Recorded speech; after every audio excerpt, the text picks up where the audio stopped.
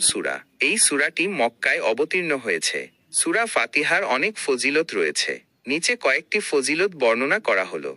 রোগ মুক্তি। সূরা ফাতিহা পাঠ করে অসুস্থ ব্যক্তির জন্য দোয়া করলে আল্লাহ তাকে সুস্থ করে দেন। বিপদ থেকে মুক্তি। বিপদগ্রস্ত ব্যক্তি সূরা ফাতিহা পাঠ করলে আল্লাহর রহমতে বিপদ দূর হয়। রিজিক বৃদ্ধি। নিয়মিত সূরা ফাতিহা পাঠ করলে আল্লাহ রিজিক বাড়িয়ে দেন। শয়তান থেকে সুরক্ষা। সূরা ফাতিহা পাঠ করলে শয়তানের অনিষ্ট থেকে রক্ষা পাওয়া যায়। জান্নাত লাভ।